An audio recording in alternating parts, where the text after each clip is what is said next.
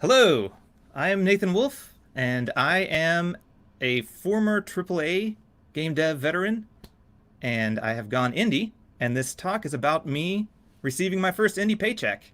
And hopefully it'll give you some insight on what to expect, selling a small indie game, um, maybe some things that could be done better, and just sort of maybe a bit of a reality check, hopefully somewhat entertaining and informative.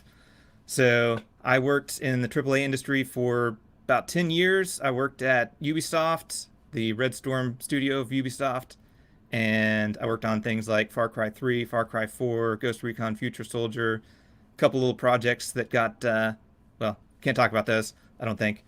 But yeah, so then I went over to Boss Key Productions, the studio that Cliff Bleszinski started up, and it was a smaller studio, and we worked on Lawbreakers, which unfortunately didn't do too well. And then we went and made Radical Heights as kind of a try to do a quick turnaround early access game to save the studio, but that didn't quite pan out. And I decided to go indie after that. I didn't really want to go back to a big studio, so I decided to go indie, take my years of experience, and make my own thing. And um, this is my tale, I guess. So, when I started, I went through a couple different ideas and iterations of game ideas to do. The first one, the scope, the more I thought about it, just became bigger and bigger. And I was like, nope, cut that off before I even started. I got to do something a bit smaller. So I decided to go with a game where it's just kind of a simple platformer where you move around and punch stuff. And fast forward 2.5 years, that game is still probably not even at the halfway point. That game is called Fist of the Forgotten, by the way. You know, it even the smallest ideas end up taking way longer than you expect. So I finally decided to give in to the pressure. A lot of people have been bugging me to do some game jams and stuff. So last Ludum Dare, I decided to jump in on that and say, maybe it's a good idea to do a small game, just put it out there, um, kick it off with a game jam, and then expand it. And if it's interesting, put it out for sale and kind of go through the process of releasing a game, selling a game, seeing what pitfalls I run into so that when I go to release Fist of the Forgotten, which I've put years of effort into, it hopefully does not fall flat on its face. So I worked on a little game called Goop Loop, and people liked it. It did pretty well in the game jam. The basic premise was, well, the theme of the jam was stuck in a loop. So I was like, what if I take that literally and just make a literal loop, and you have just some sort of blob of something that sticks to the loop, and then you try to use physics to roll it around. So I was like, yeah, goop in a loop, Goop Loop, sure. And I made that. Like I said, it did pretty well in the game jam, and several people commented that they wanted to see a full version of it, an extended version, and they'd pay good money for it and all that stuff. So I was like, all right, full throttle on this. Let's build this, get it out, put it in early access ASAP. These people that wanted to play this game, they can grab it on Steam. And my thinking was, I'll just make it, I'll work on it for a couple weeks and put it out there and sell it for $1 or $2 and move on. I started getting a little bit attached to it, so I put it out in early access as quickly as possible. And there was kind of a minimum of I think it's like a month period or something like that between like creating your Steam page and when you can actually put a live product out there. So, I had a month. I was working on it like one day a week. I was still trying to focus primarily on Fist of the Forgotten. I didn't want to get distracted. You know how easy it is to see the next shiny thing when you're working on a video game. You're like, oh, let's do this, let's do that. And then you never get anything done. So I was trying to stay focused as much as possible on Fist of the Forgotten, but set aside a little bit of time to work on Goop Loop. So I get it out, and sales were, about what I expected. I don't know if any of you have seen, I believe there was a Gamma Sutra article. It might be in several places, but there's a chart that shows the sales, or at least the approximate guesstimations of how much income they believe different projects make. And the really depressing thing about that is once you start getting like under about 95%, like the return starts dropping off very rapidly. And if you look at like the average or even median points, especially the median points, not necessarily the average, but if you look at like the median sales, it's like, pretty abysmal. So I wish I had that chart handy. I couldn't find it right before the presentation, but maybe I can track it down later. And so I kind of knew what I was expecting jumping into this, but I was hopeful because the game itself is kind of along the lines of something like Getting Over It or Jump King or Pogo Stuck, one of those rage games that's kind of fun to watch streamers play as they try to finagle the physics and get things to work and then fall down and get frustrated. So I thought there was a small chance that maybe it would really take off, but it didn't. So let me go in and go ahead and start sharing some of the numbers here.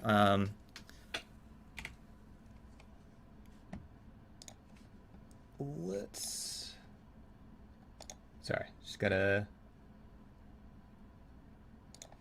select my screen here. I believe it's this one. Yeah. All right.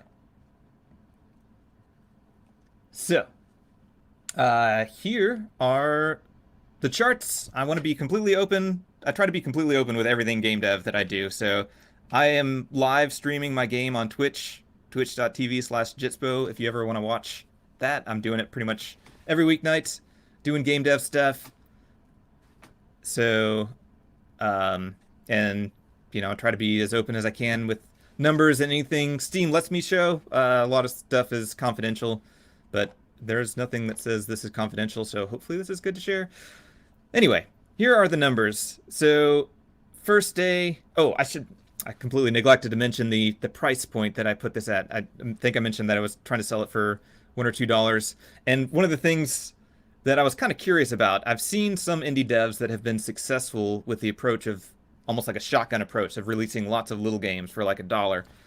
And I was thinking maybe it would be easier to make a lot of small games rather than make one large game that you spend years on and you've basically got all your eggs in one basket.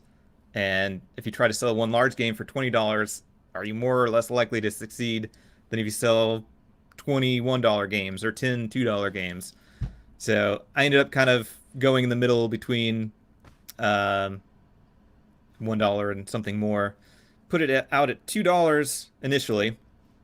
And so here's the sales. First day, $20 or 20 sales, and then rapidly drops off. So like got the initial sales from people that had been following me and whatnot.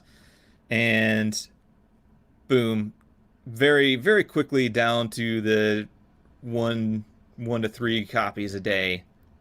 So daily average is about 2 copies. And fortunately, some of my community members went and talked to a bunch of streamers and tried to get it in front of a bunch of people. One guy, his name is Wow Jinxie. He was talking to some of the big streamers and said he got it in front of the eyes of maybe 10,000 people. I think that was, counting the viewers and stuff. I don't think he went to 10,000 different streamers, but got a few sales off of that. But it's, still pretty abysmal, especially when you're thinking this is a $2 game. So $14 worth of sales here. Not a whole lot. And that was after, pretty significant efforts on his part. And this spike over here was from a streamer that I know I'd rated in the past when he first started streaming. And he was super appreciative of me rating him, kind of jump-starting his community. And so as soon as, I mentioned the game was out to him, he bought a copy, was playing it on stream, bought a bunch of copies for friends. Some of his viewers were buying copies. So got a nice little jump there. And the interesting thing is, um, we had another streamer, a bigger streamer, who had about 140 viewers during this stream. So not a massive streamer, but larger than any of the other people that I gotten to stream at in the past. And I just put out a new update, um, and I thought this was going to be, great. Like she was getting really into it. Everyone was, super enthusiastic. And on that date, I can't remember exactly where it is, but there were zero sales. Like it did not, at least immediately, get anybody to buy the game. So it's really frustrating when you put all of this effort into communicating with people, various forms of uh, like talking to press or influencers or what have you, all these different marketing strategies, and just get absolutely nothing in return. It can be really discouraging. So, um, that's sometimes even when even when it seems like everything is going great, these numbers maybe are not going to turn out so great. So, um, yeah, unfortunately, the Steam charts are really frustrating because they don't show when there's zero sales. They just kind of draw a line. So some of these dates have no sales, and it just sort of skips them. So, some of these things, like between here and here, there were no sales, and it looks like you've got a constant set of sales, 2 copies a day for like a week, and really you only sold like a couple here and there. So that is kind of frustrating on Steam's part. I don't know if I can bug them about that and see if they can improve these charts. And it would be kind of nice, like, if you're selling really well, this is not something most people are, I mean, like the big game devs are going to worry about but for us lowly indie devs that are struggling to sell a few copies a week, like, it would be nice to at least get a visual representation of that. So, after all that, I was realizing that trying to sell a game at $2 a pop, the amount of effort that went in to even if we completely disregard the development cost of actually making the games, the time spent making the game, and if I already had a game and was 100% spending my time talking to streamers and doing other forms of marketing, like the return on investment on just that time alone was not sufficient. So between that and the fact that I'd actually worked on the game longer than I initially intended to and added a lot more content to it, I decided to bump the price up. So I doubled the price. I went from $2 to $4. You can see where the sales and the price splits over here. Um, it doesn't seem like it's made a significant difference one way or the other. If anything, sales have gone down. But what I'm hoping is this will allow me to put the game on sale, and if I do like a 50% discount, I might get a lot of people that had the game wishlisted jumping on it because, everyone loves a good deal, and I would still be making what I made initially. So, but as for my first paycheck, what this talk is about, the first electronic wire transfer or whatever that came through from Valve actually came through on the second month because they have a limit of $100 before they even bother doing the transaction. It's pretty common in a lot of these things because of transactional fees and all that kind of stuff. So I didn't even get anything the first month. The second month, I got $128.44, which, when I subtract the Steam listing fee, then becomes basically $28.44. So, development costs versus the profits. Excellent question. So, the development cost I spent about 25 days so far on the game, which, um, if I were to look at that from just a pure cost of living standpoint, which for me is about $30,000 a year, uh, the development cost of that time, that's like the bare minimum is about $3,000. The If I were to like pay myself a reasonable salary, that would actually be more like $8,000 to $10,000. And if you look at the total gross revenue here, 378, that's before Valve takes their cut. So I'm only going to get 70% of that. Um, and that's also not counting time trying to market the game and stuff. I'm just going off the numbers of the actual dev days where I've streamed it. So I think I'm on my 26th day there. So yeah, that's hmm, maybe over a long tail if I stop development on this, and it would take many many years to recoup that cost. As for the price points, I was initially thinking I just want to get this out as quickly as possible, make a um, just make a game, get it out there, sell it for like $1. I was aiming super low. I was like, this game, as it was at the Ludum Dare version, took about 10 minutes to complete. And I was like, maybe I can extend that to 30 minutes or something, an hour, depending on, you know, how, what all I do with it. But I wasn't expecting it to be really long. I was like, just knock this out really quickly. But like I said, I kept expanding it. The way it, as the game stands now, it takes maybe about 4 or 5 hours to complete, which is actually a lot longer than I expected. It varies vastly depending on the skill. Like if you're really good at the game, you can beat it sub 5 minutes. But first playthroughs usually take 4 or 5 hours if people complete it at all, because it is a pretty challenging game.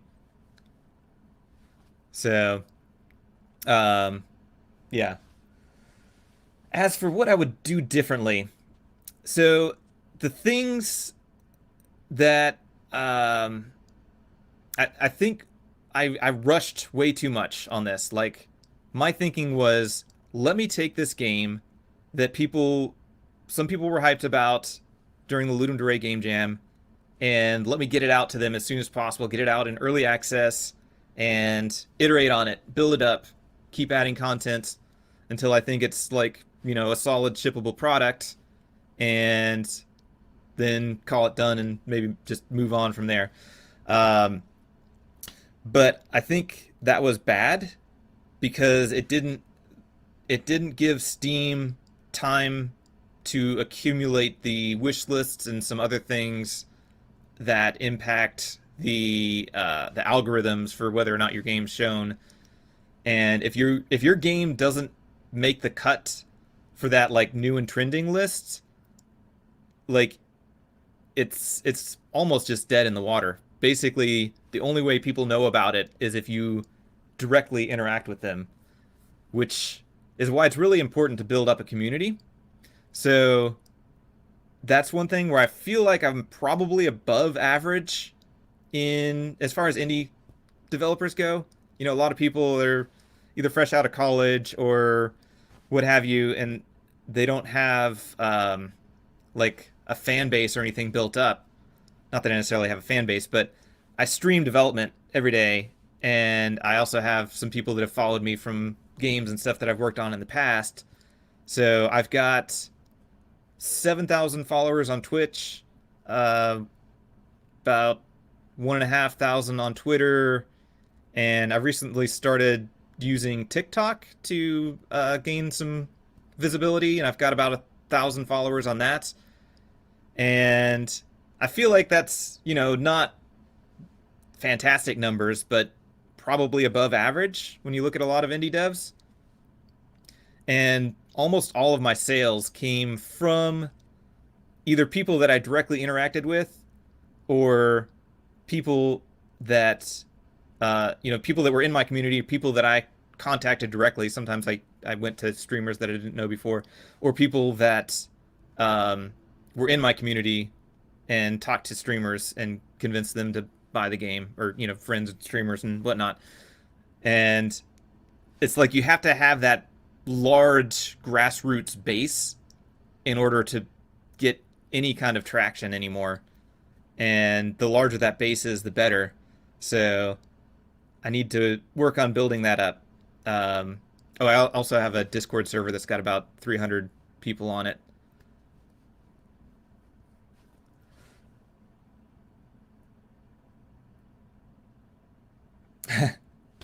That is an excellent question. So I'm kind of on the same boat as far as content goes.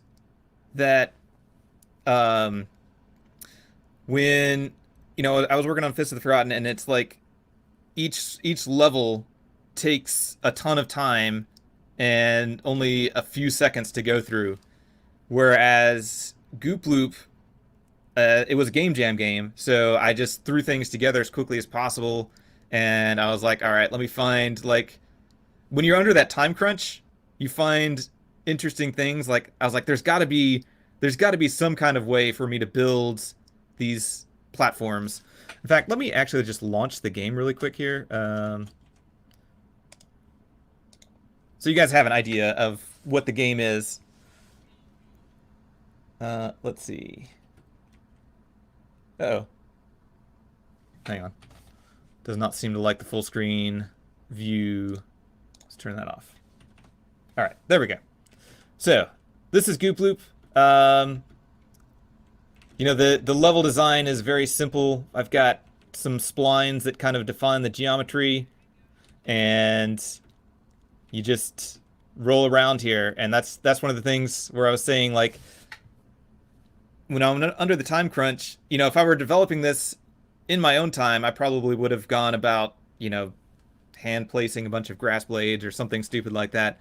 But I found a nice add-on that somebody made for Godot, which is the game engine that I'm using, and it just let me, like, place some splines and define these large areas of level.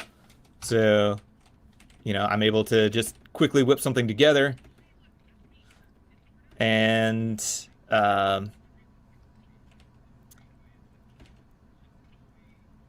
I can quickly build all these levels out. And like I said, it varies. It varies based on the skill of the player. So somebody playing the game for the first time, they are struggling with the mechanics. They're trying to figure out how to move, because it's not like any other platformer, really, because it's all physics based. So your goop jumps around, and you're trying to get this loop to roll, and people are, going all over the place, and it could take 30 minutes to get up this hill, where in a traditional platformer, you just run and jump up it. So that's one of the reasons why it can take several hours to complete the game. Whereas in a traditional one, you have to build out a lot more content if people are familiar with the controls and can run through it a lot faster. And I'm sorry if I've missed some questions that have popped up over here. My thing is way over on this side. So I pretty much went and launched in early access as soon as I could, which was about a month after the Steam page was created. So right after Ludum Dare, I was like, all right, put the Steam page up and set a launch date as soon as I could. I actually messed up because I didn't send a build for them to review, so it got delayed by like a week or something like that. But it was less than 2 months from Steam page creation to early access launch. And that brings up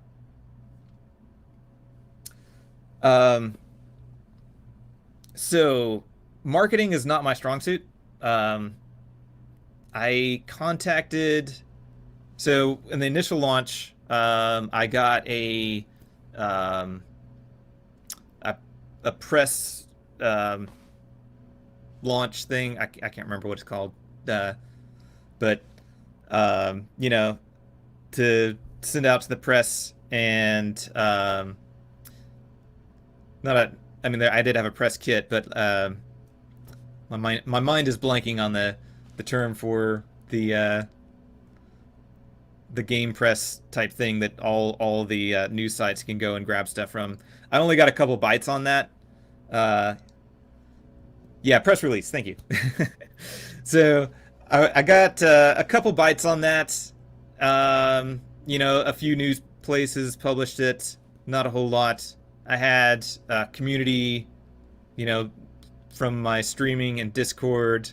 I posted some news posts on the Ludum Dare page, and I replied to the people in my comments that wanted a full version of the game.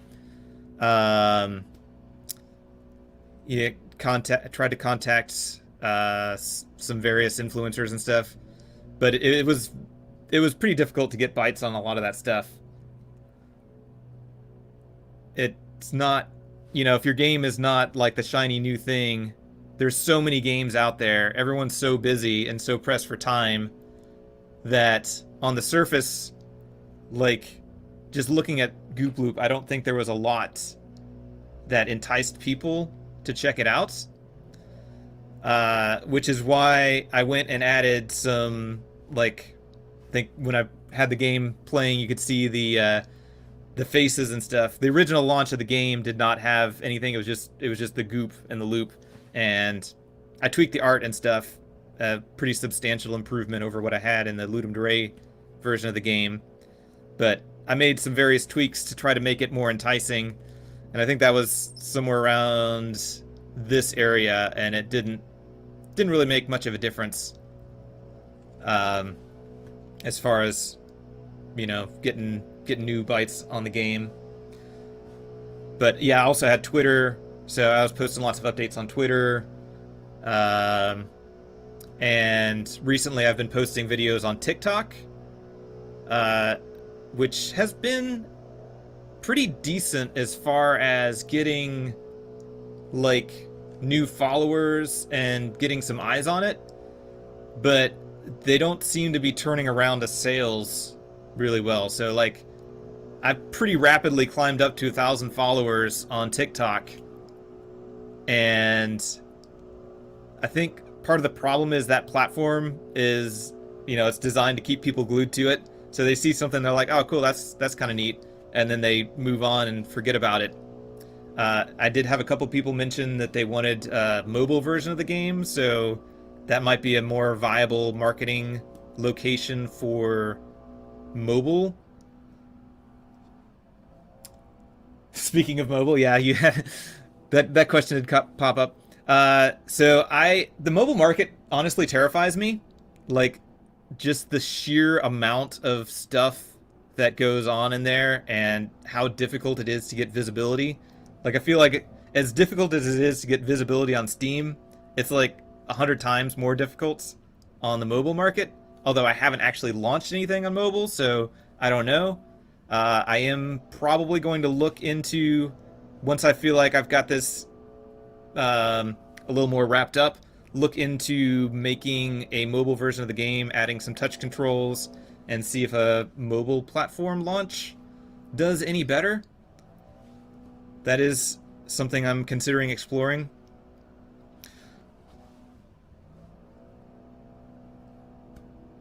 I feel like it is. Steam definitely. So the thing with Steam is there is a hurdle that you have to get over, and that is to get on the new and trending list.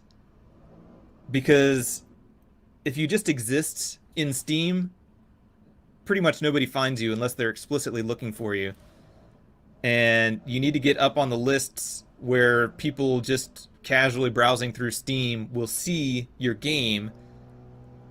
But it's a huge risk to put the kind of budget and time into making like a AAA game, or whatever you want to call it, like a high tier indie game, because if that fails, like, the hit is going to be that much harder.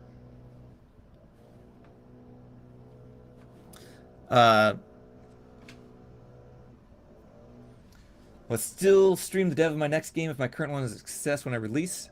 I would like to be completely open with the whole streaming process, the whole development process.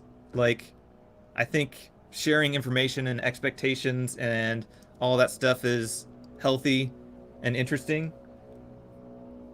Um, I I don't know. Sorry about all the background noise. Everyone's trying to mow their lawn or something out there. I don't know.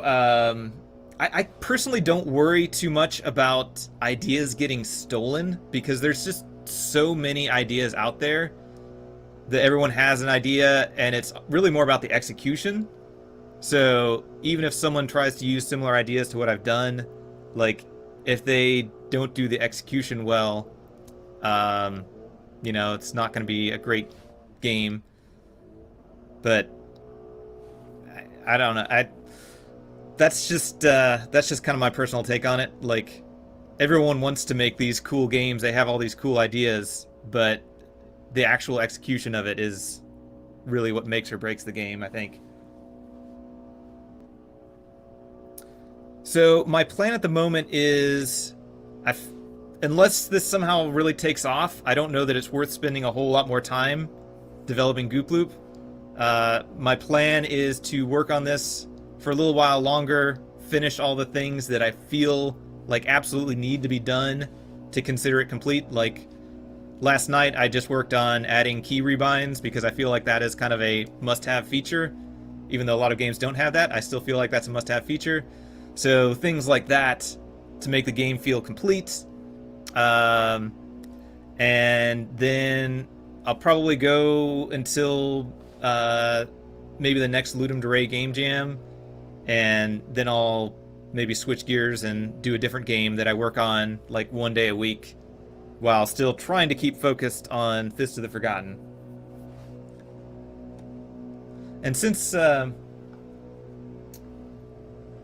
what sort of posts work well for indie devs on TikTok?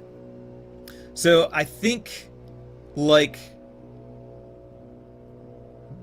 kind of honest and open and sort of show your humanity type posts seem to work well on TikTok. Also just, showing cool stuff. Like TikTok is relatively new and there's a lot of younger creators and stuff on there. And so if you can show something really impressive and cool and be like, hey, I'm working on this game, check out all this cool stuff I did, then a lot of people are like, oh, that's a lot more interesting than, this person over there dancing or whatever. And you'll get some followers and some interests.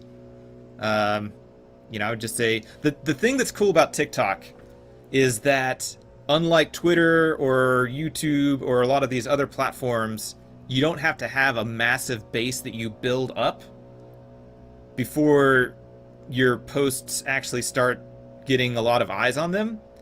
Their algorithm's set up to where you can post something and it can go viral. Your very first post ever on TikTok has the potential to go viral. I don't know exactly how the algorithm works, but it seems like they show it to a few people, and if those people like it, then they show it to more people, and then it kind of blows up. So you can, even if it's your first post, you can take some time and make a nice little video, and it'll have the chance to go viral, or at least see. I think the first video I posted had around 300 views, and it was just me doing something silly like braiding my hair into my beard. So then I started posting some other stuff, and then my most recent post about the game, I think, got about 1,000 views. I had one post that had about 4,000 views. I think that was about my highest one. So getting pretty decent view numbers compared to some of the other platforms I'm on. But like I say, those are not really converting over into sales just yet.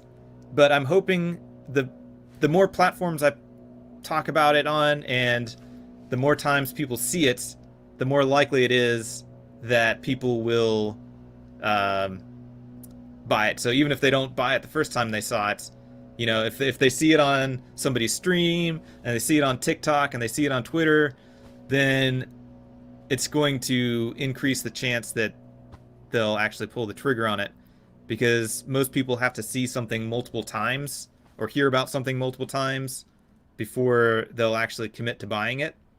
So I think marketing on multiple different platforms is healthy, because if you happen to get that person that catches it in multiple different locations, then they're a lot more likely to pull the trigger.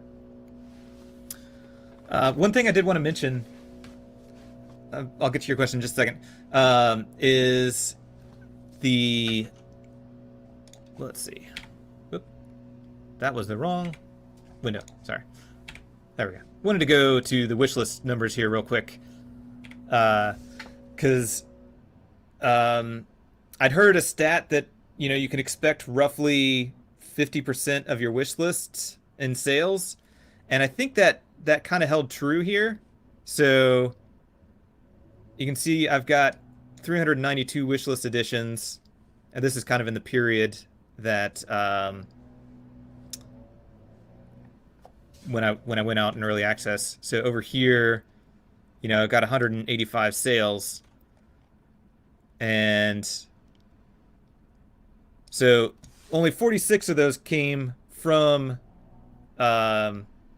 people that had it on their wish list, and then the rest of them came from people that either bought it directly or what have you. Uh, so just wanted to comment on that is kind of, maybe a decent rough estimation. So if you've got like 1,000 wish lists, maybe you can expect about 500 sales. The thing I found kind of interesting here is that my Goop Loop wish lists during this period outdid my Fist of the Forgotten wish lists. But I guess when the game launches, it probably gets some more organic Steam traffic, so more people probably saw it during this period, or saw Goop Loop than Fist of the Forgotten. Anyway, sorry. What was that last question? Could you pop that up again? It's way harder to get visibility on mobile unless you do UA or have a featuring from store. Yeah, yeah, that's kind of my take as well. And I'm almost wondering if going to mobile, it would be better to look into getting a publisher that maybe has contacts and strings to pull to be able to get those kinds of features and stuff. Looks like my tags are not complete. Uh, I think I had to use the tag wizard in order to set the tags. That's interesting. I'll have to look at that. Thanks for checking that. Because they made me go through. I think when I set up the Fist of the Forgotten page, I was able to just set the tags, but when I created the Goop Loop page, they actually put me through some kind of wizard thing or something like that.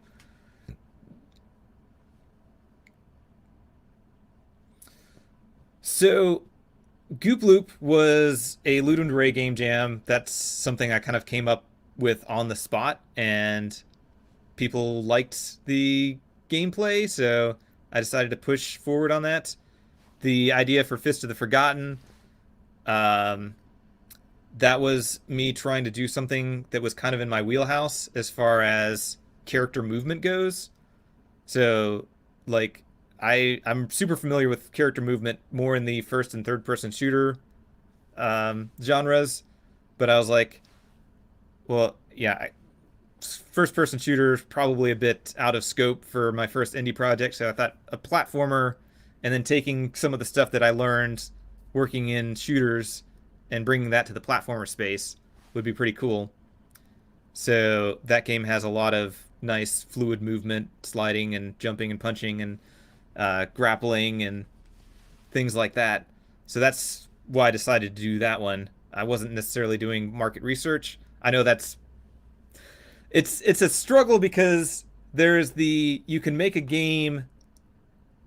I mean, ideally, you find a game that fits into the realm of what people want and is also something that you can feasibly complete and it's something you want to do. You got to have that Venn diagram where all those things overlap. Uh, Fist of the Forgotten was originally supposed to be my small indie project to sort of kind of kickstart it. My plan was to jump in, do a smaller project, a little platformer, and as time goes on, um, work up to bigger and bigger projects. That may have been a foolish idea. I was like, well, I'll start with something small that will hopefully I can get done within a couple years, and then that will bring in enough money to let me do larger projects. Um, Reality, maybe that is not necessarily going to be the case.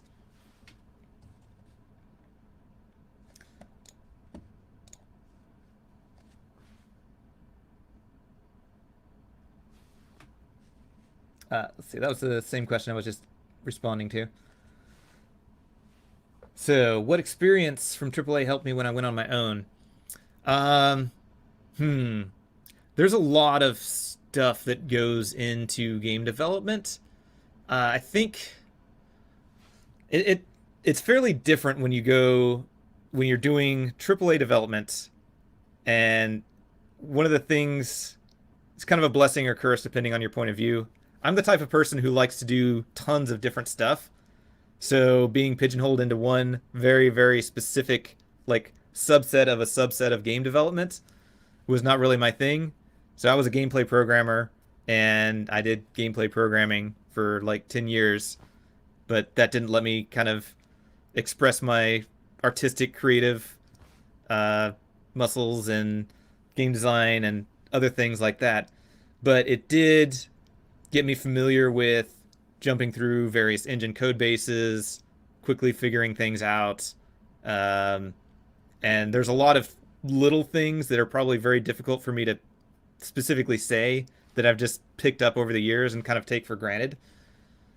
But a lot of the experience that I got from that time was with character movement, a lot of the math involved with character movement, how to avoid frame rate dependent issues, how to smooth collisions, and just make the character flow through the world very well.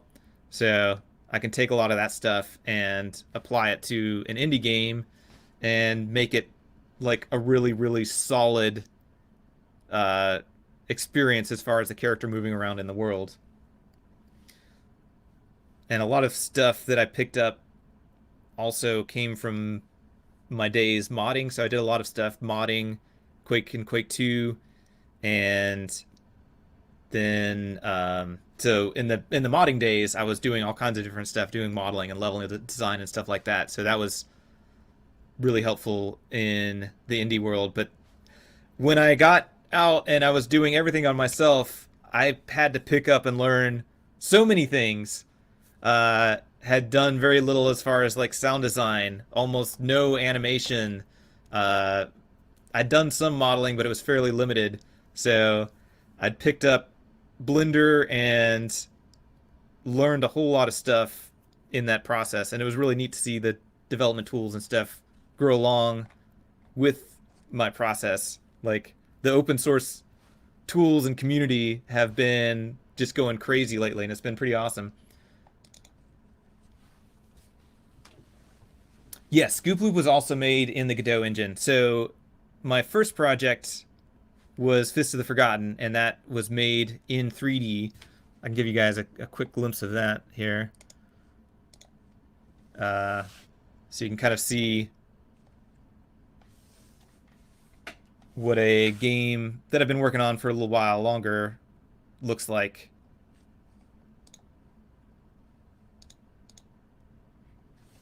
Let me just restart it at the beginning. So this game was made in Godot, and I'm using pretty much all 3D assets.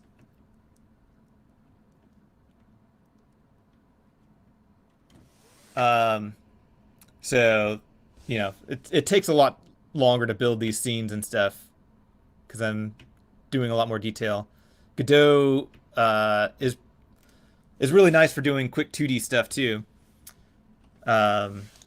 So when I did the game jam thing, I was like, I haven't actually done much in the way of 2D in Godot, so I wanted to try doing some 2D stuff. So I did Goop Loop entirely in their 2D engine. Well, I say 2D engine, they're kind of it's all one engine. You can kind of do some stuff interchangeably. But yeah, Goop Loop is great for just rapid prototyping, smaller scope projects. I can't say how great it is for like a very large scale project because I haven't tried doing a super large scale project. Fist of the Forgotten is probably one of the more ambitious projects made in the Godot engine, and it works really well for that. There are some issues if you're doing like say a first person shooter where you have a whole bunch of 3D stuff. They don't have some built-in culling things, but for a 2.5D platformer, it's perfect. And um, they're doing a lot of stuff in the new version of Godot to improve the rendering times and other things. So it's really neat to see what's going on with that. Definitely an engine worth checking out. Oh, I mean, if nothing else, it has been a very valuable process from the learning side of things. Like I've learned so much over these past few years just being forced to do everything myself, and a lot of that is applicable in other areas. So I would definitely say it's worth it.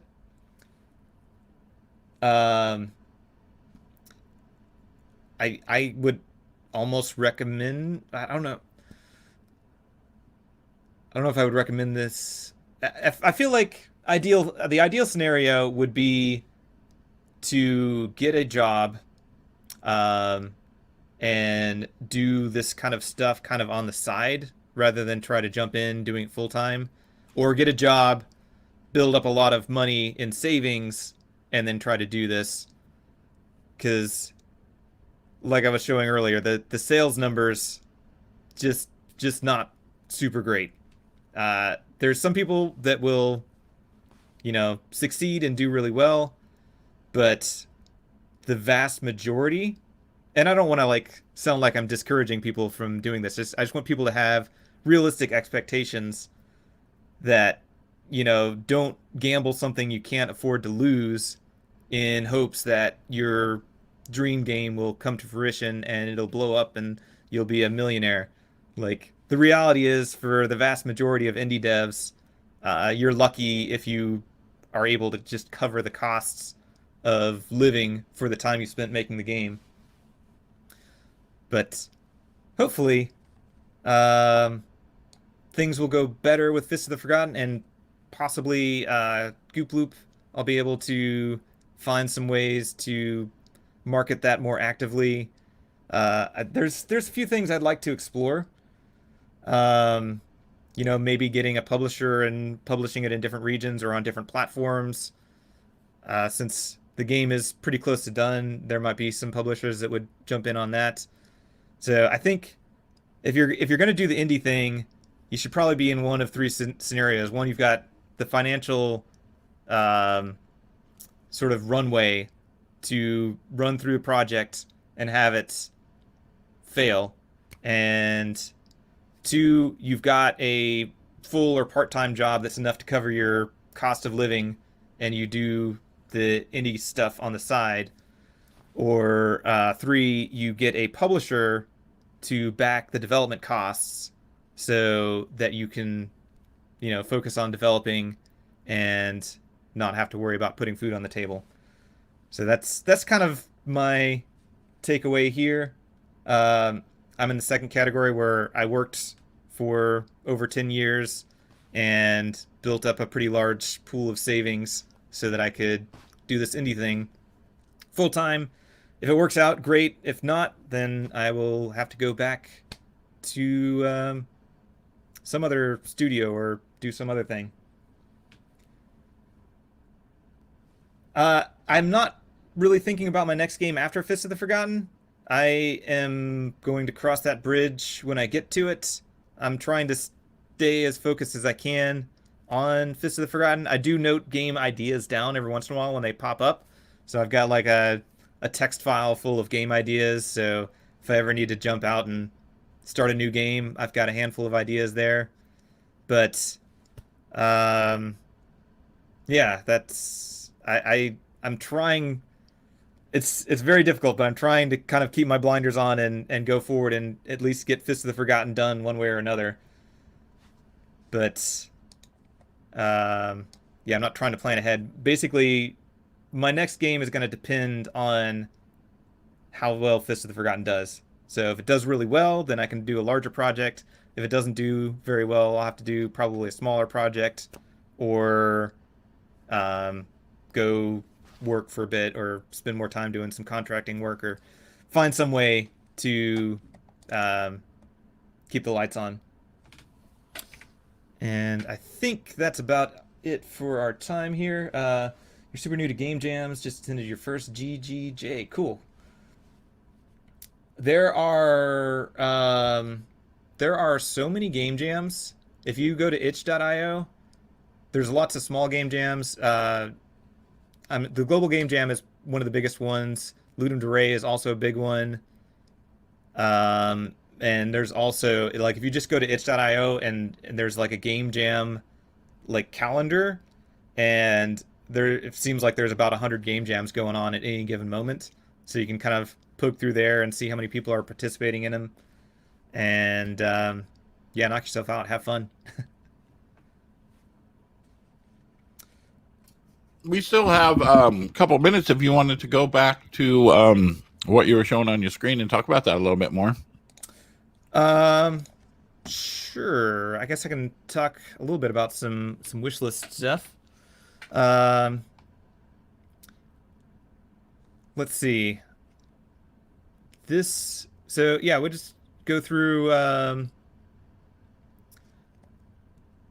remember if there was anything I was actually gonna say here. Kind of wanted to. Yeah. So basically, sorry, my brain just like geared out for a second there. I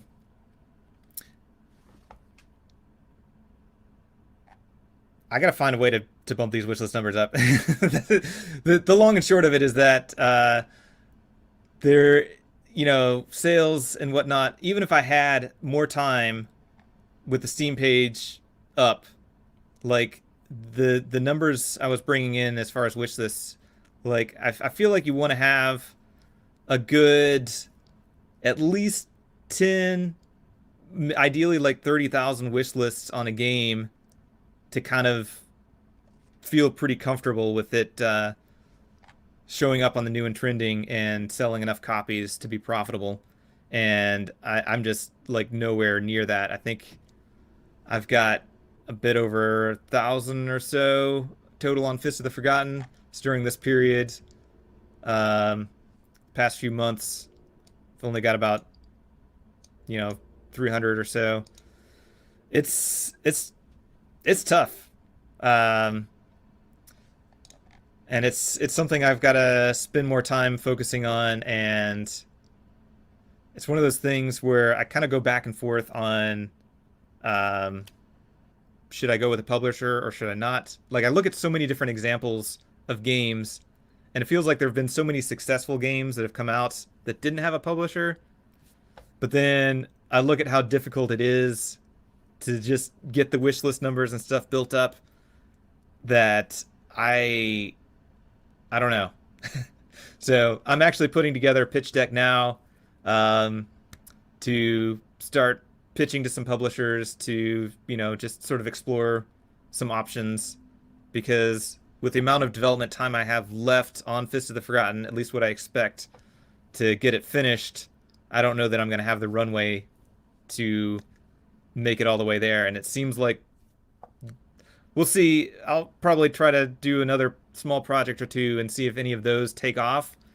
But with Goop Loop, like, I didn't even make back the amount of, if I calculate the time it took to build the game, I didn't even make that back. So that's not adding to my runway. That's actually taking away from my runway on Fist of the Forgotten. But one thing that does help is having a community. I'm actually making more money from things like donations and Twitch subscriptions and Patreon and stuff like that.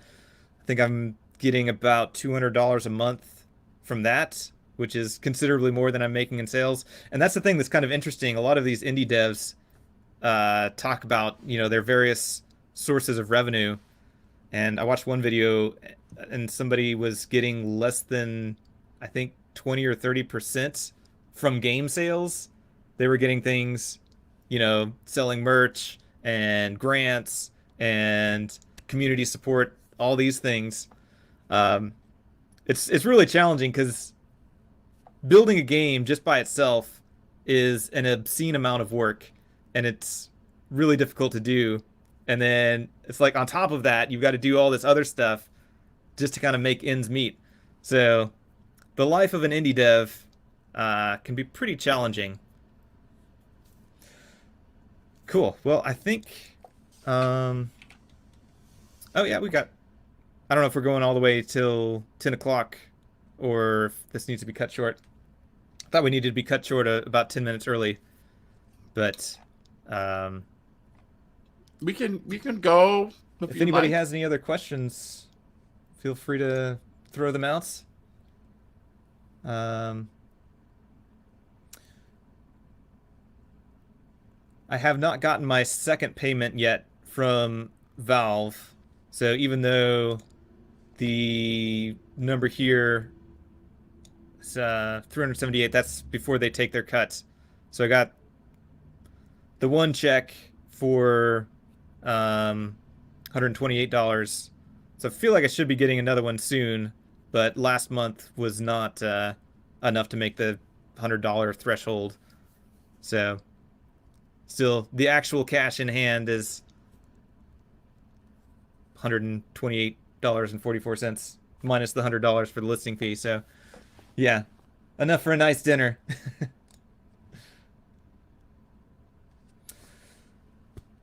Collaboration and teamwork is an interesting proposition. There's definitely benefit to doing that.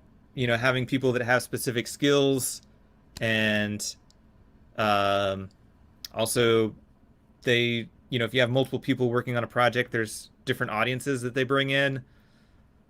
The challenge is if you have two people working on a game, then you've got to split that revenue across two people. If you have more, like, your chance of success, it seems, kind of goes down. Then there's additional complications of making sure all your potential legal issues are covered, making sure you've got good contracts written up, and all the overhead of that, and then managing people, and